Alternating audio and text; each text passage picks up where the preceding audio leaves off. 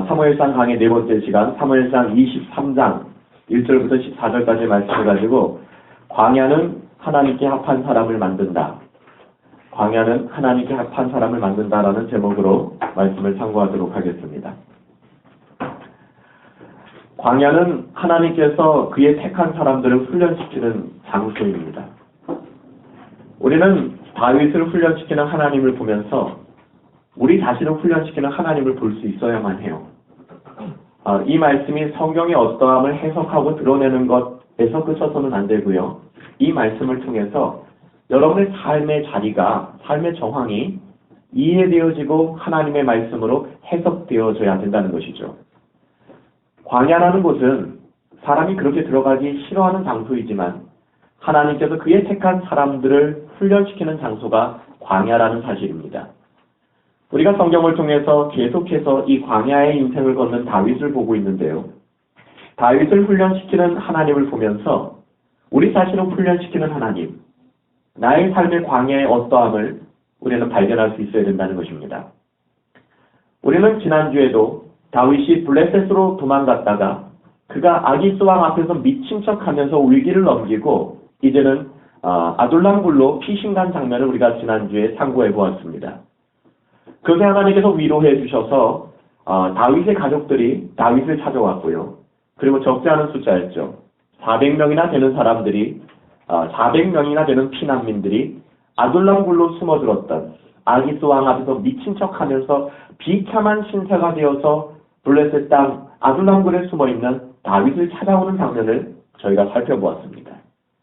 다윗을 찾아온 사람들은 어떤 사람들이었습니까? 모두 다 환난당한 자들이었습니다. 빚진 자들이었습니다. 원통한 자들이었습니다. 근데 여러분들, 이 사건은 다윗의 삶에 사실상 엄청난 터닝 포인트가 된다는 거예요. 전환점이 된다는 것입니다. 말하자면 더 이상 다윗은 그 혼자 외로움을 무릅쓰고 도망쳐 다니는 도망쳐 신세가 아니었습니다. 어떤 모습에서든지 이제는 다윗 옆에 다윗과 함께하는 사람들이 생기기 시작했다는 것입니다. 사람들이라고 말하기에는 그렇죠. 400명이나 되는 사람들이 다윗과 함께하였습니다. 어떤 모습이든 그들이 누구든 이제 다윗은 그 400명을 인도하는 지도자의 위치에 서게 된 것입니다. 비록 그가 쫓기는 광야의 삶이 끝난 것은 아니에요. 그렇지만 하나님께서는 다윗을 훈련시키기 위해서 그에게 또한 400명의 동역자들을 붙여주셨다는 사실입니다. 근데 여러분 아십니까? 사무엘상과 사무엘하를 쭉 읽다 보면은 끝까지 다윗을 떠나지 않고 다윗의 충직한 믿음의 군사들이 되었던 사람들이 바로 이 사람들이었어요. 여러분들은 지금 이 사람들은 환난당한 자들이에요. 빚진 자들이에요. 원통한 자들입니다. 소망이 없어 보이는 사람들이에요. 그런데 이 사람들이 나중에 다윗이 통합 이스라엘의 왕이 되었을 때도 다윗을 위하여 목숨을 내거는 사람들, 후에 다윗 왕국의 정예 군사가 되었고 용사가 되었다는 사실은 참 우리들에게 시사하는 바가 많은 것 같습니다. 여러분은 한번 이 사건과 정황을 보실까요? 이렇게 다윗을 향해서 억울하고 원통한 사람들이 200명도 아니고 400명이나 블레셋 땅으로 왔다는 것은 무엇을 의미하는 것일까요? 이스라엘 나라가 태평성되고 사울 왕이 정치를 잘하고 하나님의 은혜가 그 나라 가운데 있다면 이 많은 사람들이 굳이 블레셋까지 모여들지 않았을 것입니다. 400명이나 되는 사람들이 어떠한 모습이든 간에 도망자 신세가 되어서 정치적으로 망명한 다윗을 쫓아서 아둘람 굴까지 왔다는 것은 그 당시 이스라엘이 사회적으로 건강하지 못했다는 것을 반영하는 것입니다. 그 사회 안에 공동체 안에 원통한 사람들이 많았다는 거예요. 억울한 사람이 많아졌다는 것입니다. 다윗의 가족들이 아둘람 굴로 찾아온 것은 여러분 이유가 간단하죠. 그의 아들이 다윗이 사울의 역적이 되었단 말이에요. 역적의 가문이 어떻게 그 나라에 살 수 있겠습니까? 그래가지고 다윗을 쫓아서 아둘람 굴로까지 왔다라고 생각할 수 있죠. 네, 맞아요. 근데 이것이 다가 아닙니다. 한편으로는 다윗의 집안이었던 다윗의 가문은 베들레헴에 있었습니다. 근데 그 베들레헴이 그 당시 이스라엘을 공격하던 블레셋에 의해서 빼앗기고 말았습니다. 다시 말하면 다윗의 가족이 다윗을 찾아가지고 아둘람 굴까지 올 수밖에 없었던 이유는 그가 사울에게 쫓기는 옆적 집안이라는 것도 있지만 아주 현실적으로는 본인들이 살고 있던 베들레헴이 블레셋의 공격으로 말미암아 이제는 땅을 빼앗겨 버린 거예요. 근데 이것은 다윗 가족뿐만 아니었다는 거예요. 굉장히 많은 사람들이 블레셋의 공격에 의해서 땅을 빼앗기고 그들의 집을 빼앗기고 원통한 마음과 상한 마음을 가지고 나그네 신세가 되었다는 거예요. 그 사람들이 지금 다윗을 찾아온 것입니다. 아둘람굴로 찾아온 거예요. 왜냐하면 그 당시에 이스라엘을 계속해서 블레셋이 공격하고 있었기 때문입니다. 여러분들 오늘 본문은 아니지만 특별히 오늘 본문 보십시오. 사무엘상 23장 1절에 보면은 쫓기고 있는 다윗에게 부하들이 하는 내용이죠. 뭐라고 얘기합니까? 블레셋 사람이 그 일날을 쳐서 그 타작마당을 탈취하고 있습니다. 라고 이야기합니다.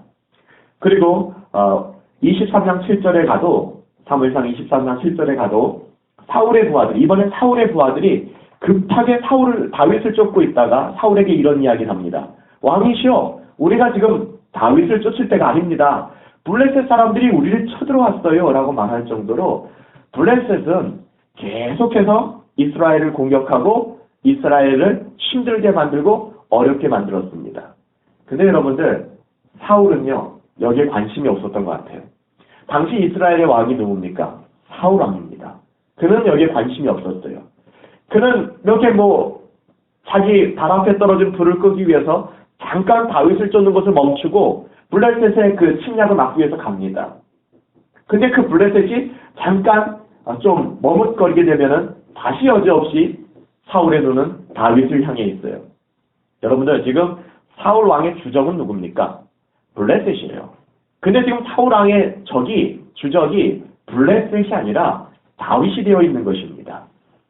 그래서 다윗은 쫓기고 블레셋에게 쫓긴 것이 아니죠. 사울 왕에게 쫓겨서 결국에는 엔디게 황무지로 가고 10황무지로 가고 계속 이런 신세가 되어진 것입니다. 여러분들, 이스라엘의 형편이 왜 이렇게 날로 악화되어져 갔을까요? 사실상 나라의 백성들과 나라의 안전을 지켜줘야 될 사람은 누굽니까? 사울 왕이에요. 근데 지금 사울 왕은 거기에 관심이 없어요. 자기의 정치적 경쟁자인 다윗을 죽이려는 생각밖에는 없습니다.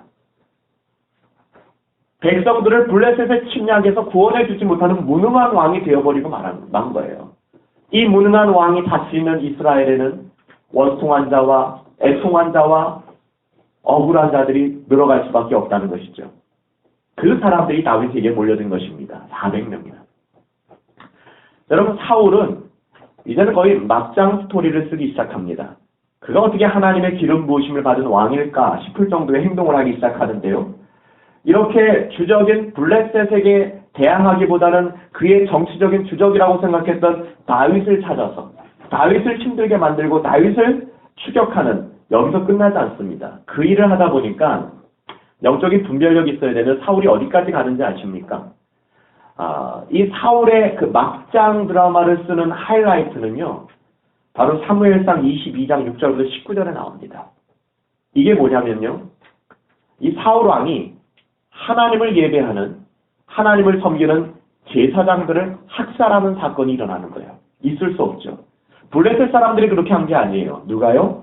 이스라엘의 왕 사울이 하나님을 섬기는 제사장들을 학살하는 사건이 나옵니다.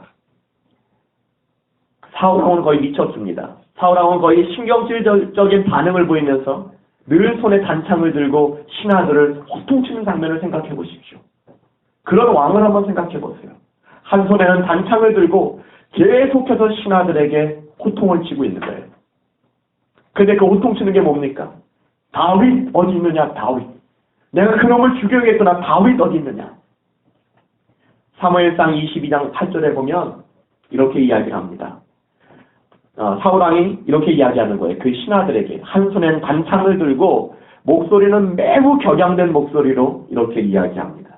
너희가 다 공모하여 나를 대적하며 내 아들이 이새의 아들과 맹약하였으되 내게 고발하는 자가 하나도 없고 나를 위하여 슬퍼하거나 내 아들이 내 신하를 선동하여 오늘이라도 매복하였다가 나를 치려하는 것을 내게 고발하는 자가 없구나 라고 얘기합니다. 이 이야기는 무엇입니까? 사울이 이렇게 얘기하는 것입니다. 내 아들, 사울의 아들 누구죠? 요나단입니다. 요나단, 네가 이세 아들 누굽니까? 다윗. 그와 함께 언약을 맺고 또 이것을 너희들 신하들이 다 알고 있음에도 불구하고 나에게는 아무런 얘기도 하지 않고 결국에는 나를 죽이려 하는구나. 즉 사울이 제정신이 아닙니다.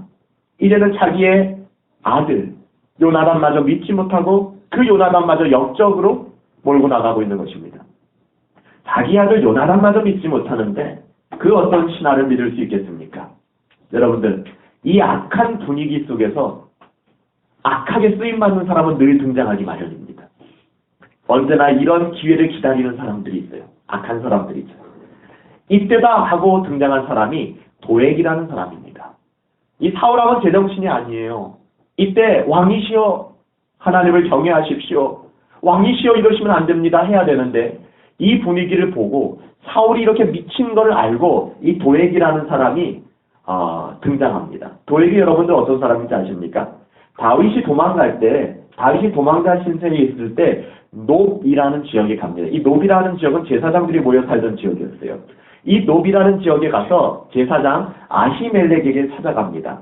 근데 이 아히멜렉이 사울 왕을 두려워하지 않고 찾아온 다윗에게 먹을 것을 공급해줘요. 그리고 그 당시 골리앗에게 빼앗았던 그 엄청난 칼, 그것이 놉에 보관되어 있었거든요.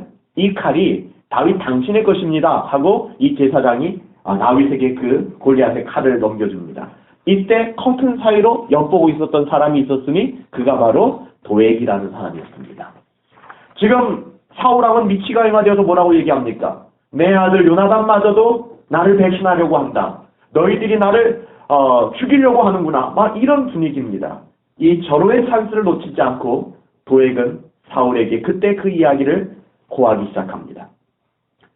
도액이 말한 그 말, 다시 말하는 도망자 다윗을 구해주었고 다윗에게 먹을 것을 주었고 다윗에게 심지어는 상징적인 의미를 가지고 있는 블레셋 그 장수 골리앗의 칼까지 주었다는 이야기를 전해 듣고서 어떤 생각을 했을까요? 아하, 우리 왕궁 안에 다윗을 돕고 있는 내부의 적이 있구나. 내부의 적이 그들과 소통하고 있구나. 이게 그런 정황을 간절히 원하던 사울왕의 생각과 딱 일치가 된 것입니다. 이 말을 듣고 사울왕은 더 흥분하기 시작합니다. 사울왕은 하지 말아야 될 일까지 하기 시작합니다.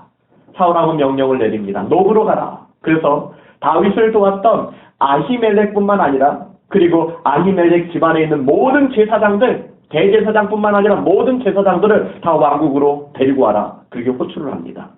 그리고 결국에는 사울왕 자신이 분별력이 없기 때문에 아히멜렉 이 대제사장을 반역죄로 정죄를 합니다. 그리고 소환되어서 무릎 꿇어놓은 모든 제사장을 향하여 사형을 언도합니다. 그 당시 사형은 무엇입니까? 목을 베어버리라는 거예요. 여러분들, 이거 할 수 있는 사람이 있었을까요? 아무리 왕이지만 이 미치광이 왕이지만 손에 단창을 들고 거품을 물면서 흥분하지만 하나님을 섬기는 제사장과 대제사장의 목을 벨 사람은 아무도 없었습니다. 사울왕이 그렇게 윽박지름에도 불구하고 모든 사람들은 사울왕의 말에 순종할 수가 없었습니다. 감히 누가 하나님의 제사장들을 죽이는 일에 가담할 수 있겠습니까? 아무도 하지 못하자 그 사람이 등장합니다. 도액입니다. 도액이 나타나서 85명입니다. 85명의 제사장의 목을 베어버립니다. 아주 끔찍한 일을 행하게 된 거죠. 거기서 끝나지 않습니다. 이 사울의 미치광이는 어디까지 가느냐? 그것도 모자라서 제사장이 살던 놉에 들어가서 그 지역에 들어가서 남녀, 아이들, 젖먹이, 소, 나귀, 양까지 다 죽여라. 이 제정신이 아니죠. 이로써 이스라엘 역사 가운데서 가장 두려운 일을 행하는 왕이 되어버리고 만 것입니다. 여러분들, 얼마나 모순적입니까? 사울왕이 이렇게 얼마나 모순적인지는 보세요. 하나님께서 아말렉과의 전쟁에서 뭐라고 말씀하셨죠? 아말렉과의 전쟁에서 사울왕, 너는 아말렉과의 전쟁에서 전쟁에 승리하되 모든 남녀 그리고 노소, 가축들과 재산들 모든 것을 파괴하라는 일명 헤렘의 법을 명령하셨습니다.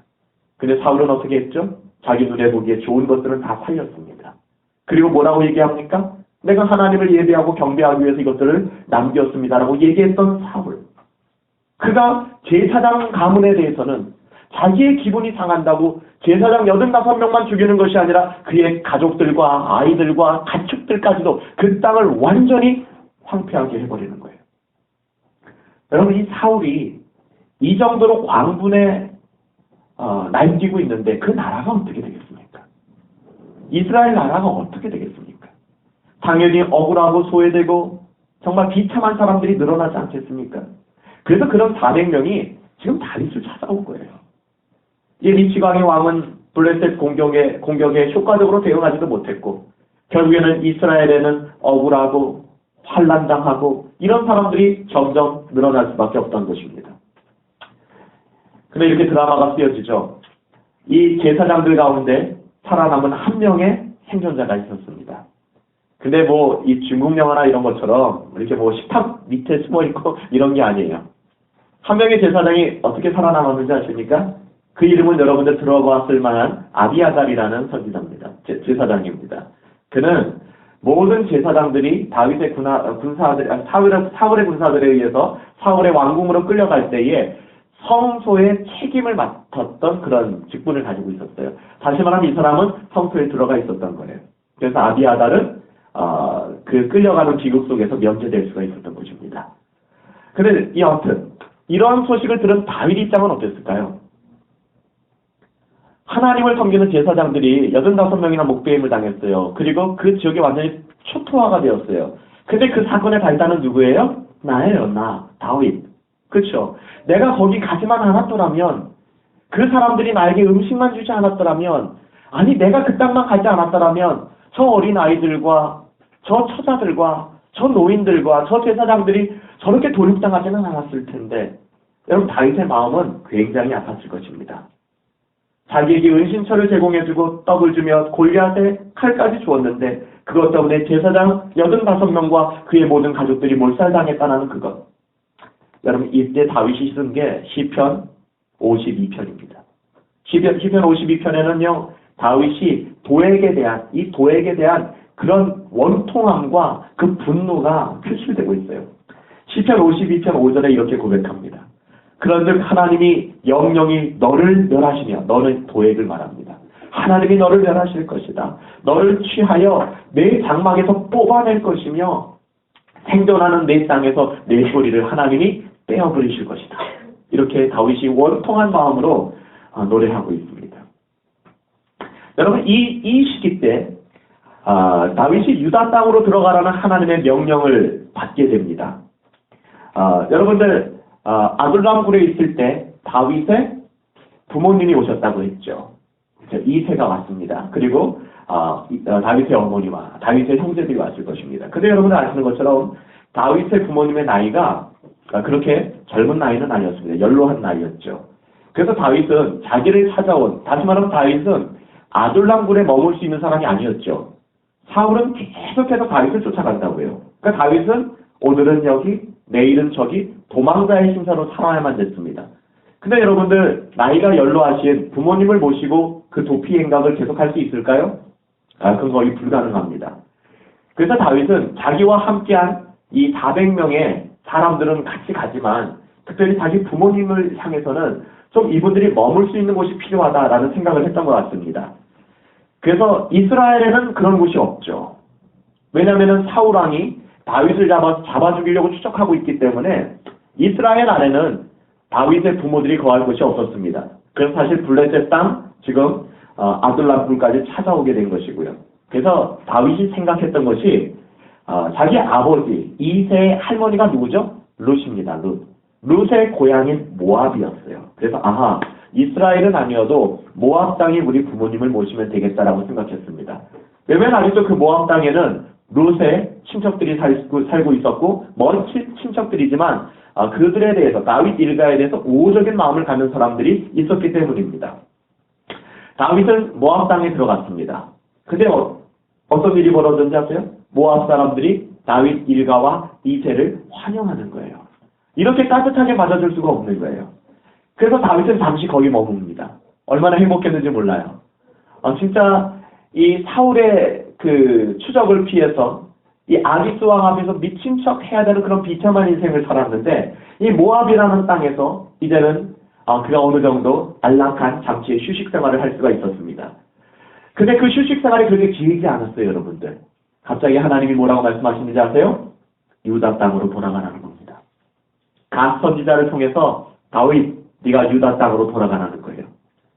여러분 생각해 보세요. 제가 여러분들에게 좀 이 성경의 내용들을 좀 여러분들이 가슴으로 이해하고 여러분의 상황에 맞게끔 좀 이해할 수 있게끔 좀 길게 제가 사건의 정황을 말씀드리는 거예요.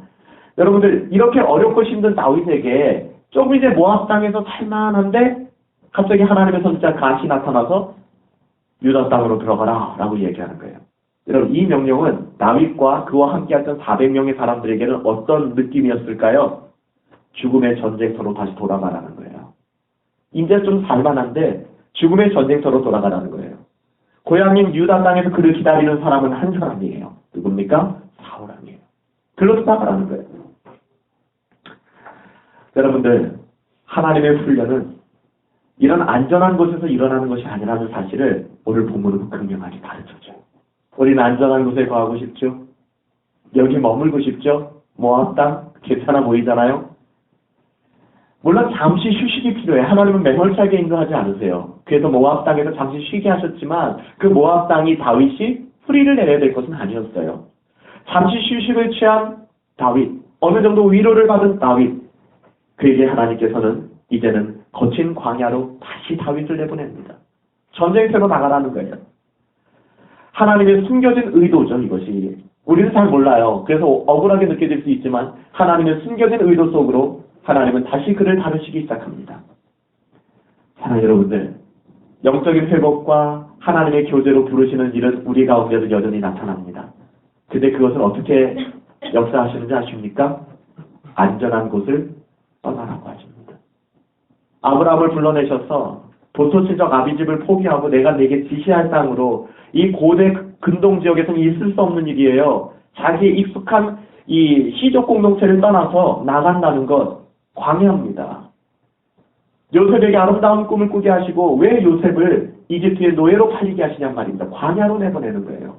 그렇지만 그곳에서 영적인 회복과 교제로의 부르심이 있다는 사실이죠. 안전한 곳을 떠나라는 것입니다. 유대 땅으로 들어가라는 명령은 무엇보다도 영적인 회복과 하나님과의 더 깊은 교제로 부르시는 하나님의 부르심이었습니다. 다윗은 블레셋을 도망할 때만 하여도 영적으로 깊은 낙심과 어려움 속에 빠져 있었죠. 그래서 여러분들 아시는 것처럼 아둘람 굴에서 거하면서 그가 얼마나 힘들었겠습니까? 근데 시편 34편에 보면 우리가 지난주에 다루었죠. 아둘람 굴에서 그가 하나님을 노래하면서 어느 정도는 이제는 다윗이 하나님의 선하심을 경험하고 온몸으로 그것을 느끼고 하나님을 찬양하고 있구나. 어느 정도 회복되고 있구나. 라는 것을 생각해 볼 수가 있습니다. 그리고 나서 이제는 그에게 모압 땅에서 잠깐 쉬게 하신 하나님. 진짜 잠깐이에요. 이게 영원했으면 느꼈는데 잠깐 그 안정감을 가지고 쉬게 하신 하나님께서는 이제는 다윗을 전쟁터로 다시 밀어넣는 것입니다. 그렇지만 여러분들, 다윗을 전쟁터로 밀어넣지만 우리 입장에서 볼 땐 전쟁터죠. 그렇지만 하나님께서는 다윗을 불러내어서 가장 높은 영적 고지 가운데 다윗을 올려놓는 것입니다.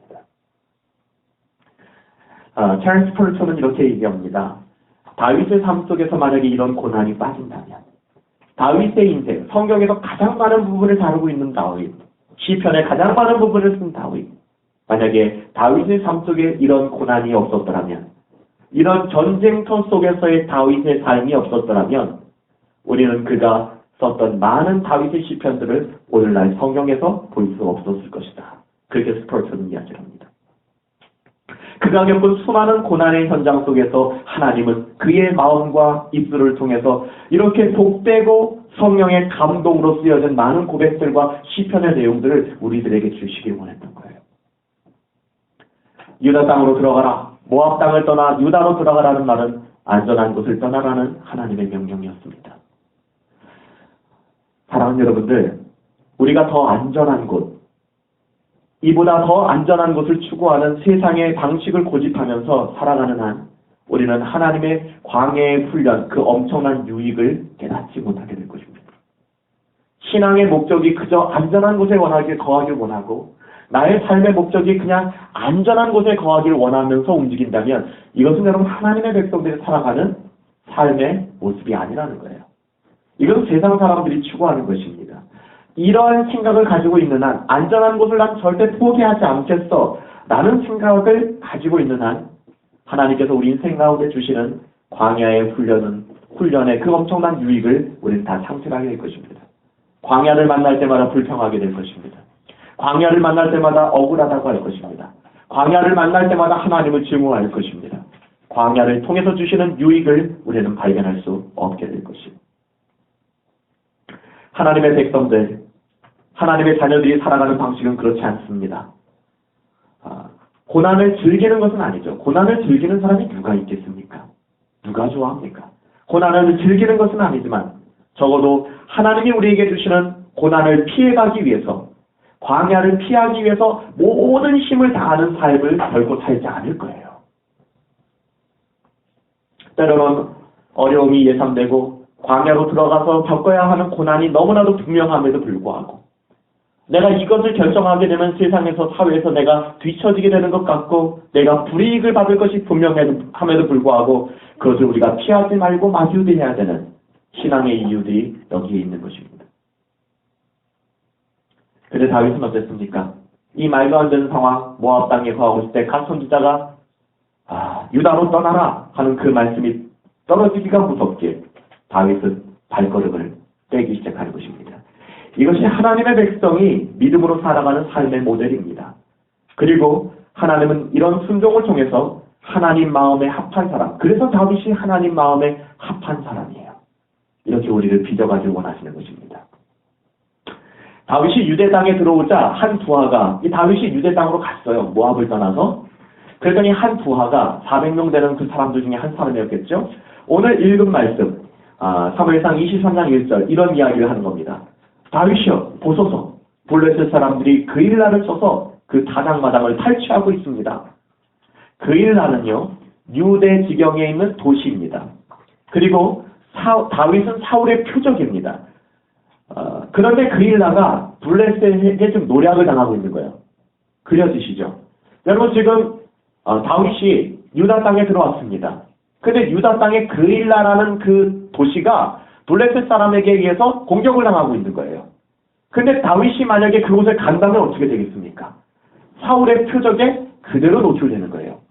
그래서 여러분은 사울왕이 뭐라고 얘기합니까? 우리가 읽은 본문 말씀에 전혀 분별을 못하잖아요. 하나님 감사합니다. 다윗이 그일라로 들어왔군요. 거기는 문이 있고 문빗장이 있는 곳입니다. 이제 다윗 잡혔습니다. 내가 그를 죽일 수 있습니다. 이거 하나님의 응답이라고 생각하는 거예요. 다윗이 그일라에 들어가서 블레셋에서 그일라를 구해주면 다윗은 도관의 쥐가 되는 겁니다. 여러분들 어떤 것을 택하겠습니까? 갓 선지자의 명령에 따라서 하나님의 명령에 따라서 유다 땅까지는 왔다고 쳐요. 유다 땅까지 왔다고 해서 그 싸움에 개입돼서 자기 자신을 노출시킬 필요는 없었습니다. 근데 다윗과 함께 했던 한 사람이 이렇게 얘기하는 거예요. 블레셋 사람이 그일라를 치고 있어요. 우리가 범하기 쉬운 실수가 뭡니까? 그게 나와 무슨 상관이 있는데? 여기는 유다야. 유다의 왕은 사울이야. 사울이 하면 되지. 내가 나설 필요 없어. 그런 생각하기가 딱 좋은 거예요.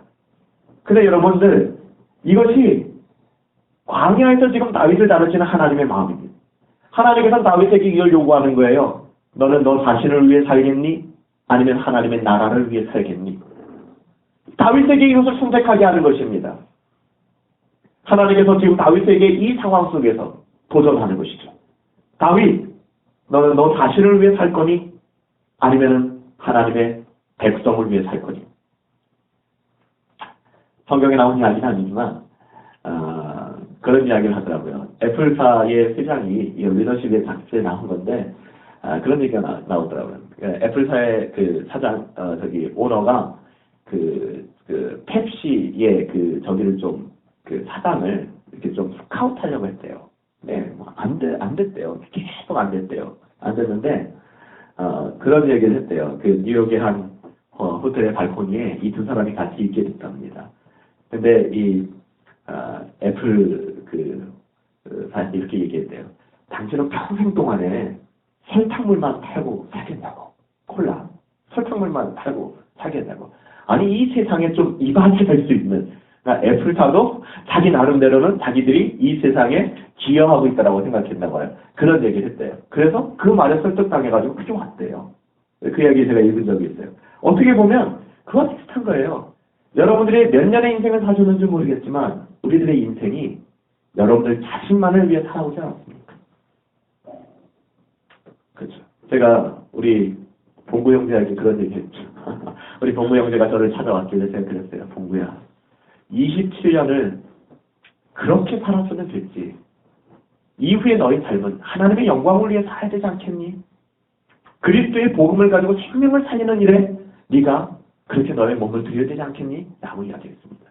어떻게 보면 하나님께서 지금 다윗을 다루는 것이 그렇습니다. 다윗, 너는 너 자신만을 위해 살래? 아니면 하나님 나라를 위해서 살래?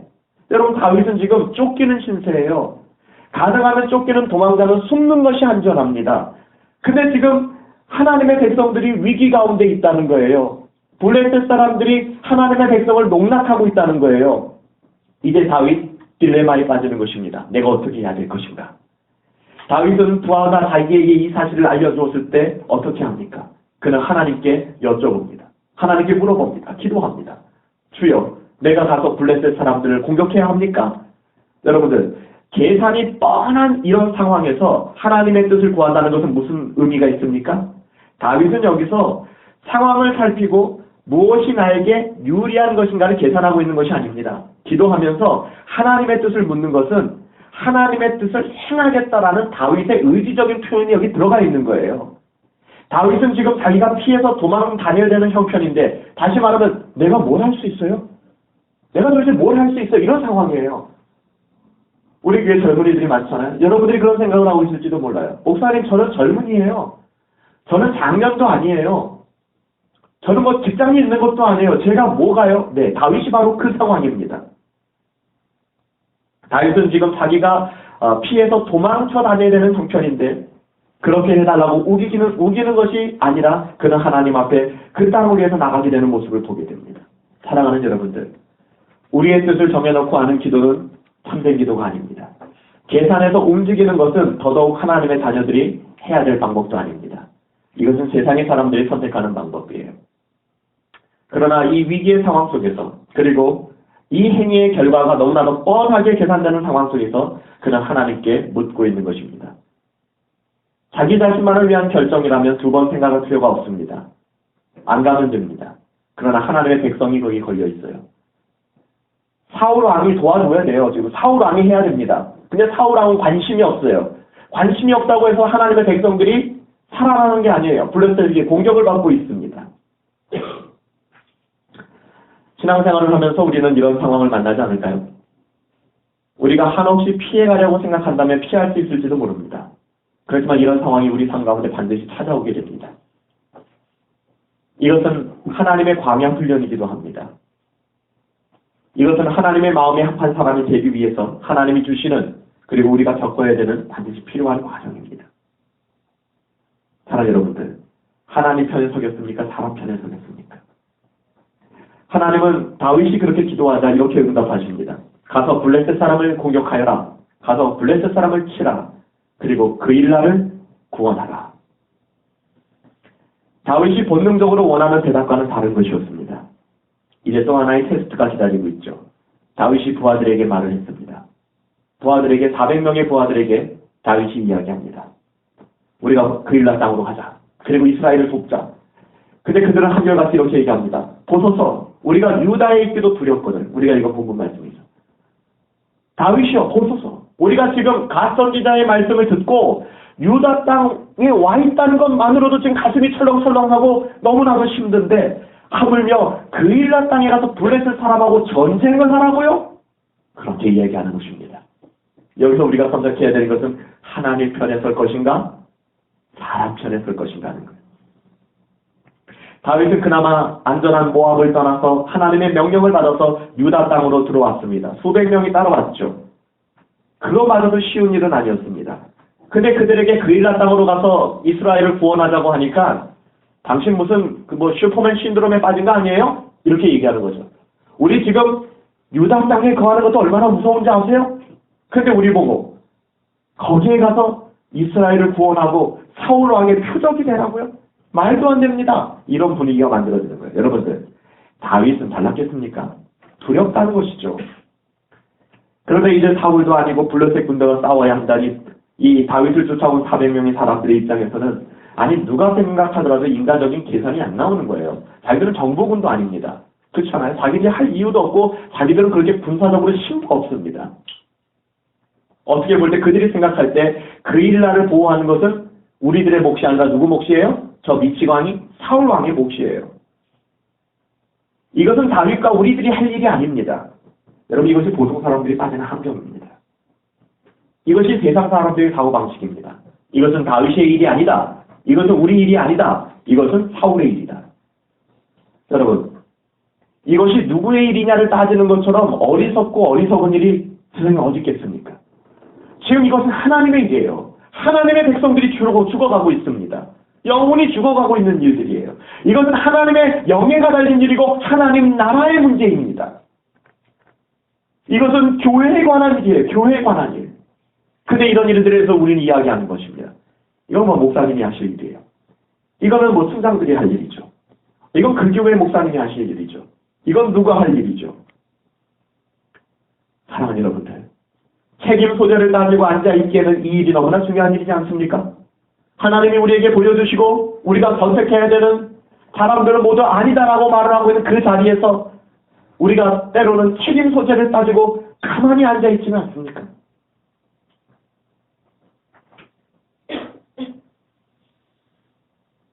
다윗 입장에서는 나는 기름 부음을 받았지만 아주 공식적인 왕이 아니야. 그러니까 내가 가는 것은 성급해. 그건 내가 할 일이 아닌 것 같아. 거기에 왕이 있잖아.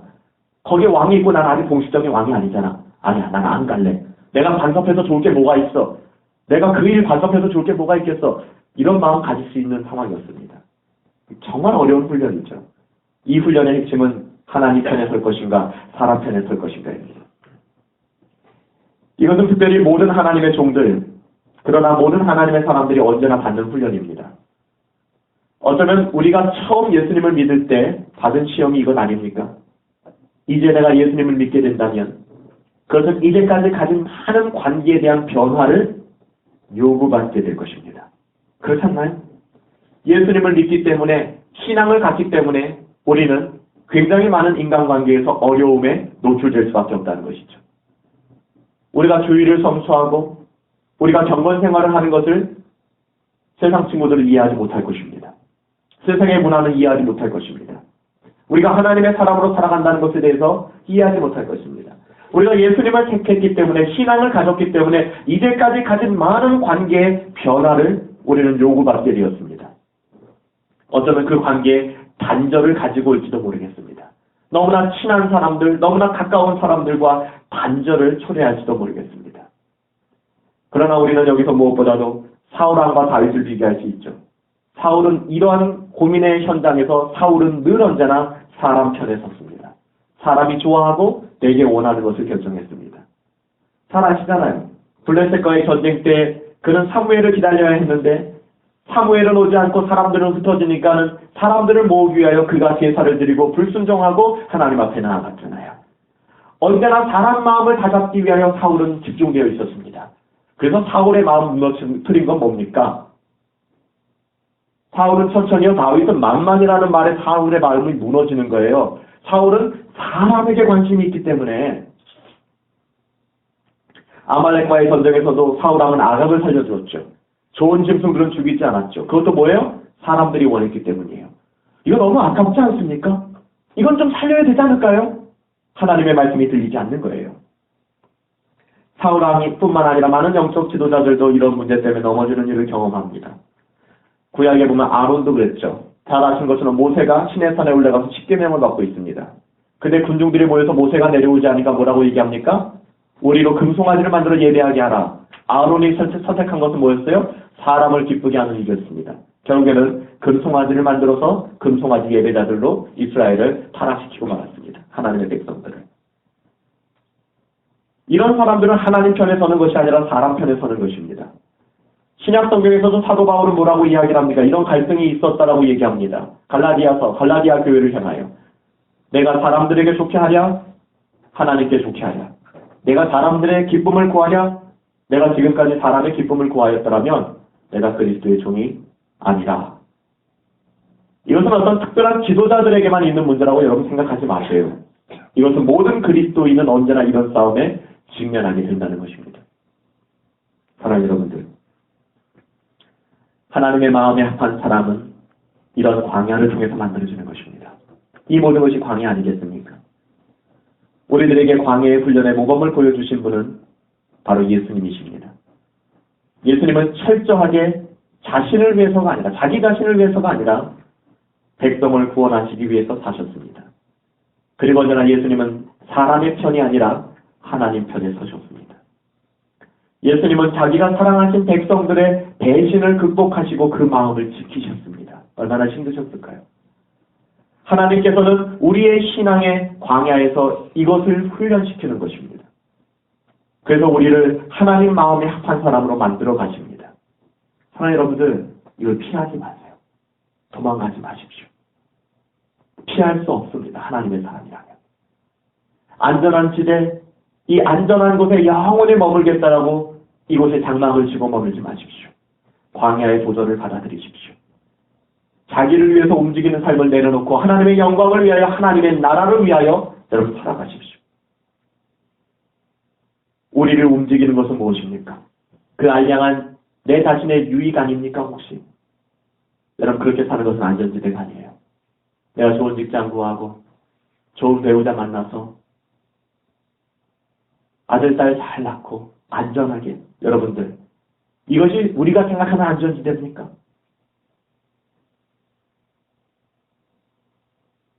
그렇게 사는 것은 안전지대가 아닙니다. 그 안전지대를 떠나 유다 땅, 죽음의 위험이 기다리고 있는 곳으로 하나님께서는 가라고 하십니다. 우리를 움직이는 것은 내 자신을 위한 유익이 아니라 하나님의 백성의 유익이어야 된다고 말씀하는 것입니다. 여러분, 이것이 믿음이에요. 믿음. 그리고 하나님의 비유를 맞추며, 사람의 비유를 맞추며 살아가는 것이 아니라 하나님의 비유를 맞추는 거죠. 하나님 편에 서는 것입니다. 모두가 나를 등진다 할지라도 나는 하나님 편에 서겠습니다. 모두가 나를 등진다 할지라도 오 하나님, 나는 하나님 편에 서겠습니다. 더 안전한 곳, 더 편안한 곳이 아니라 바로 광야, 의지할 데 없는 광야, 하나님만 바라봐야 하는 광야에서 하나님은 우리를 훈련시키는 것입니다. 광야에서 하나님은 하나님 마음에 합한 사람을 만드십니다.